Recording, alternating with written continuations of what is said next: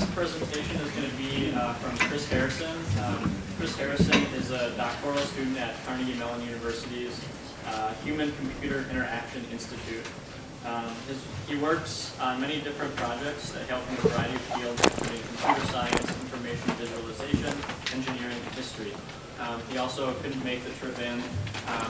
We have him on a live video chat, so he's going to talk for a few minutes, and we'll see what he has to say.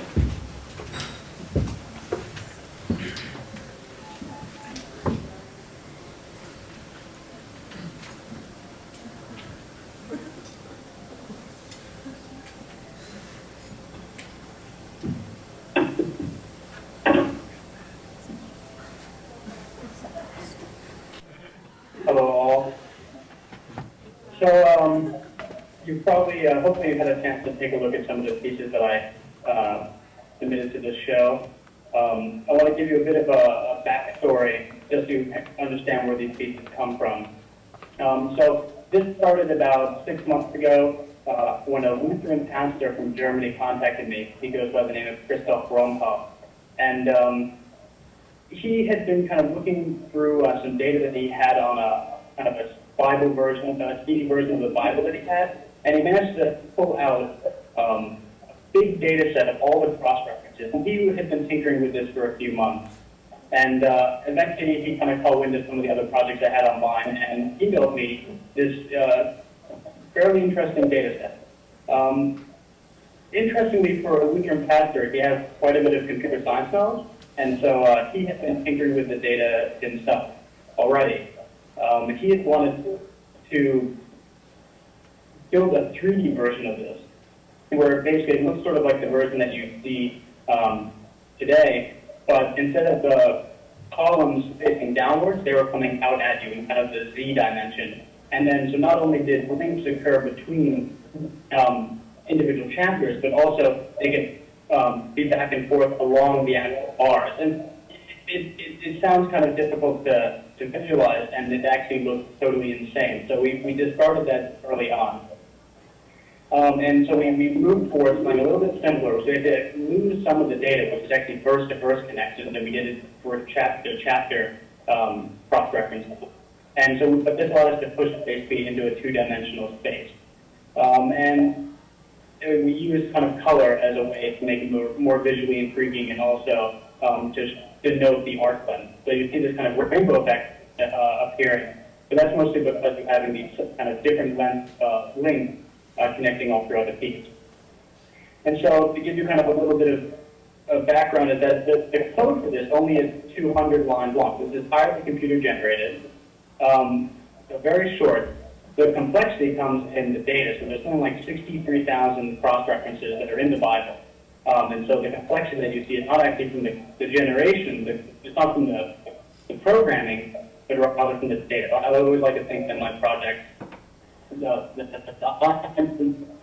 just kind of very simple things, and the beauty is in the data itself, with all the complexities in the data. And so this is also from the second piece that I did. Rather than using Christoph data, I basically started to build my own. And what I did is I took a digital version of the King James Bible and a list of names that I compiled from Wikipedia. These are all the biblical names like Aaron and Moses and Jesus. And I think it was about 2,600 names in total. And what I did is I ran through the entire Bible automatically, and it basically looked in whenever two names occurred in the same verse. And it assumed that they were in the same verse, that there was kind of an association between those two people or places. So names of places were in there as well, like Judea and Israel. And so David and Israel are kind of like they're frequently together. And so this allowed me to basically produce a kind of a social network. And you can actually see this on my webpage.